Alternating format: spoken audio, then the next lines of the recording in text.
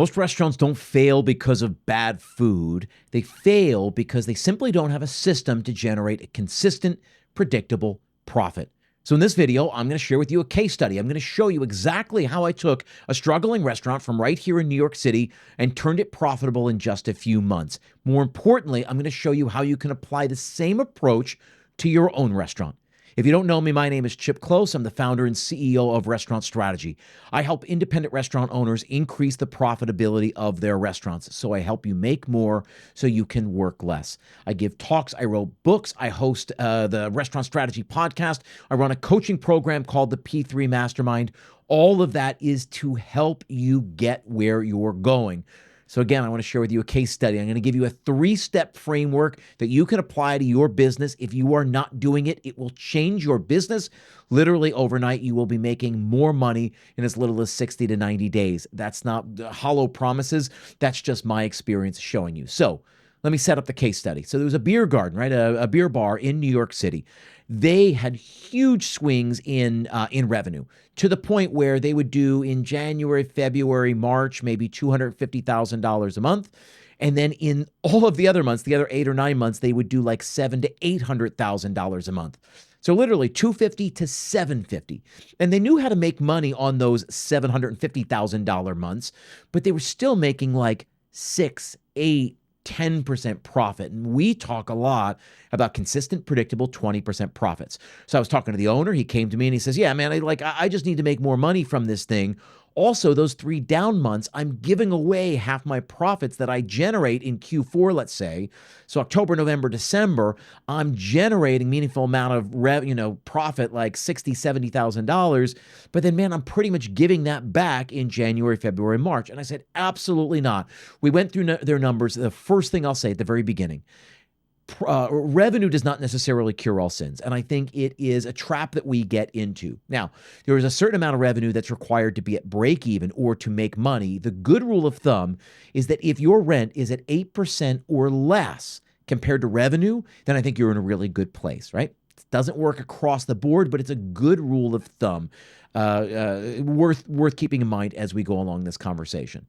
And so these guys were doing like 10 to 12% rent to revenue ratio on that $250,000. I was like, you still should be able to make money. You should be making 10 to 12% on those months, and then like 25% on the crazy months. 100%, they should be doing way over 20.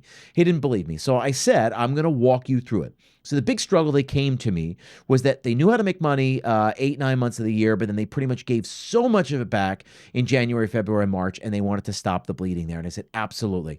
So I asked a series of questions. I was like, do you forecast business? The answer was no. I said, do you set daily revenue targets for your team? They said no. Are you setting budgets for cost of goods and labor? No. What are you doing for marketing? They were just throwing money at the problem rather than being really strategic.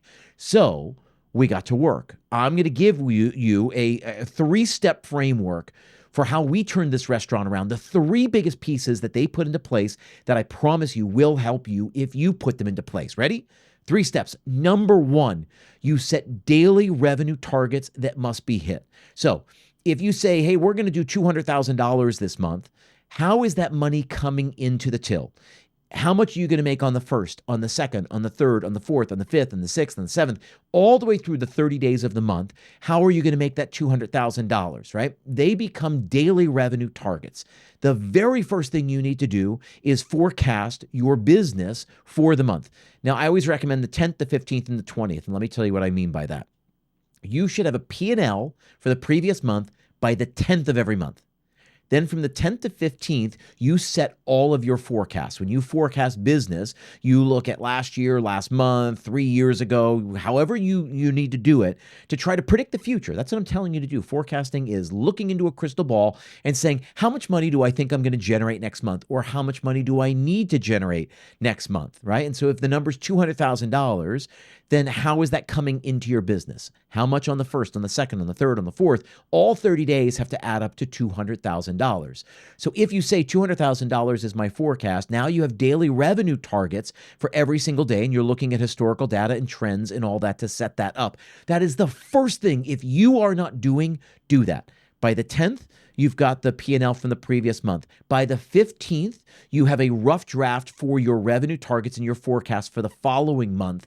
And what happens is you sit down, you have a meeting, even if it's just 30 minutes to debate that, and then you make tweaks, and then you lock that document by the 20th. Now, I've got something called the P3 scorecard. Everybody in my program gets it. It's what we firmly believe works. It's what we teach. It's what we show people how to work with. You can certainly make your own, or we can have a conversation about joining the program, and we'll teach you how to use our system because our system works. But the very first thing you need to do out of this three-step framework, the three things that really helped this guy with the beer bar in New York City, the number one was to forecast business for the following month, to set daily revenue targets. The second piece then, the second thing they did is they used those forecasts to generate budgets. This is how you make sure you are profitable no matter what. Because if you say, well, then I need to do $200,000 in revenue, well, then we know your cost of goods should be no higher than 30%. We know your labor, all in labor, back of house hourly, front of house hourly, salaries, payroll fees, benefits, taxes, all of that, all in, your people expenses should come to no more than 30% of revenue. Maybe it's a little different if you're in California, Oregon, Washington, maybe Minnesota, Michigan, maybe Hawaii. Maybe the number in those states is 35%, but I swear in every other state in this union, the number is 30%. So we want COGS at 30% of revenue, labor at 30% of revenue. COGS plus labor equals prime cost. If you budget nothing else except for your prime cost, it's literally 60% of the revenue you make. I talk a lot about the 30-30-20 rule. 30-30-20 basically says there are three buckets. Think of all of your expenses, everything you spend money on over the course of the month, going into one of three buckets. COGS in the first bucket, labor in the second bucket, and if there's an expense that doesn't go into either of those neatly, it goes into the third bucket, which I lovingly call the everything else bucket. So 30-30-20. If you do the math, that adds up to 80. If you do that, you've kept your expenses to 80% of revenue. That's how you generate a consistent, predictable 20% return. But you have to forecast business. You have to set targets for yourself to hit those numbers so you hit the desired revenue number, and then you have to generate budgets off of those and make sure you hold your team accountable. I think you provide oversight. You give approvals for every budget, right? For every schedule, rather. No schedule ever gets posted over budget. I think you use a declining budget to make sure that your team doesn't go over on their weekly ordering and spending. That's how you keep those in place. So the number one, right, this three-step framework, number one is set daily revenue targets that generate a forecast. Second step is use that forecast to set budgets. If you can do everything in your business, but if you do nothing else, you do set a budget for COGS and labor, and you hold your team accountable. Declining budget will help you keep your COGS in line, and just oversight, just giving approvals, right? No schedule gets posted unless it gets owner or GM approval, right? That's how you can keep your labor number into place. Now, here's the really important third piece, and this is what this guy had to do with his team. The third piece is that you have to hold your team accountable. I'm going to give you a story because it's a story I share all the time with my clients, and I think it's illustrative of what we're talking about. So I was working with this company down in South Carolina, a totally different client. They have 5 different restaurants there, and I was down visiting, right? So the owner brought me down to work with the teams, and we were working with this one team in this one restaurant, fine dining, high-end restaurant, and they missed all their numbers from the previous weekend. And I looked at the management team. They were sort of just shuffling their feet, kicking dirt. I was like, guys, why did you miss our numbers? And he goes, well, it just wasn't very busy. I don't know what you want me to do.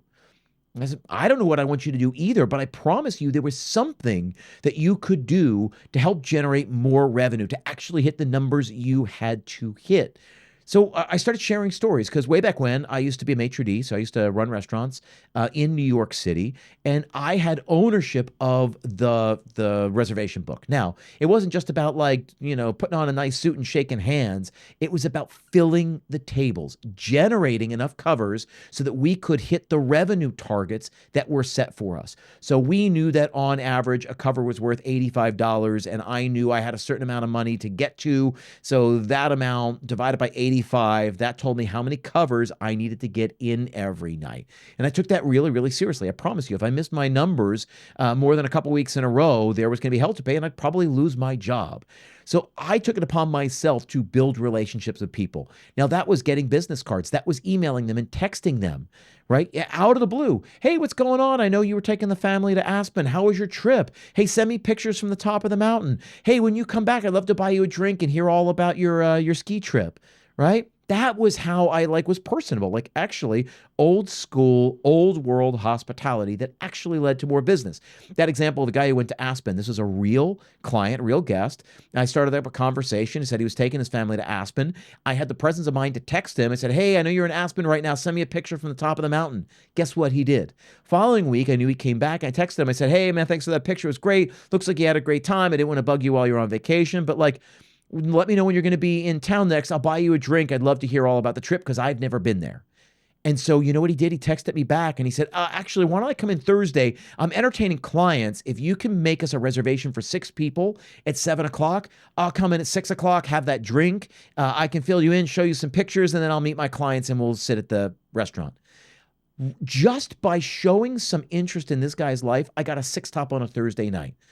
That at scale, when you do that 5 or 10 times a day across your entire customer base, is how you build regulars, how you drive more people in. Now, did that guy think he was going to have his client dinner at my restaurant? No, but I gave him the idea because I invited him in, gave him a free drink. I bought him a martini for $15, and he ended up spending almost $1,500 with that 6 top. That is a no-brainer. All I had to do was ask him about Aspen. My point being in this story is your managers need to be held accountable for hitting those numbers. So they need to know what they need to do, whether that's running contests, pushing specials, driving more covers, opening up the reservation book, connecting with your guests, sending emails, texts, building relationships, whatever it is they need to do to hit the revenue numbers. And they need to ultimately be responsible for their spending on their ordering, spending on their scheduling.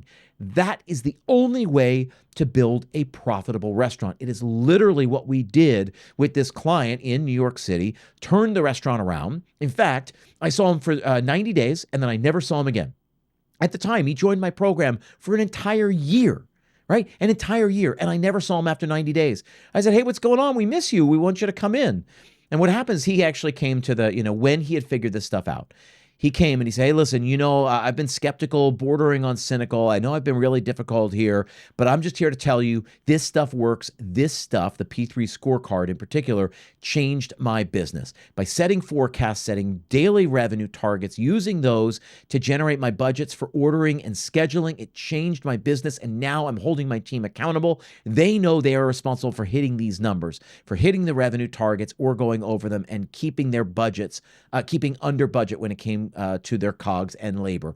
He's like, it fundamentally changed my business. He showed his P&L and he made 15% profit, 15% net profit to the bottom line he joined us in January.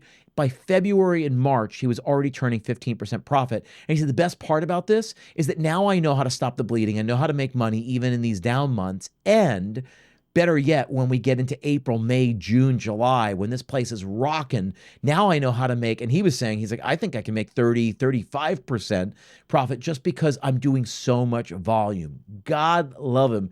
That's the power of the P3 Mastermind. That's the power of this 3-step framework I'm giving you. If you need any more convincing, I'm happy to convince you, but I promise you this will change your business. At the end of the day, right, it wasn't just about any one thing. It was about the combination of those 3 things. All combined is a system. It's about putting the right system in place to consistently make sure you are profitable. That's the difference between restaurants that struggle in single-digit profits and restaurants that consistently generate 20+% in profit every single month. I'll say this again, as I always say it, if you need help implementing this in your restaurant, that's exactly what we do inside the P3 Mastermind. We work with hundreds of restaurants all over the country to help them install this system, teach their managers how to do it so you can generate more profit every single month. If you need help with that, you'll find the link down below in the captions. Appreciate you guys being here. Thank you very much. Make sure to hit subscribe so you'll be notified about future videos. I'll see you on the next one.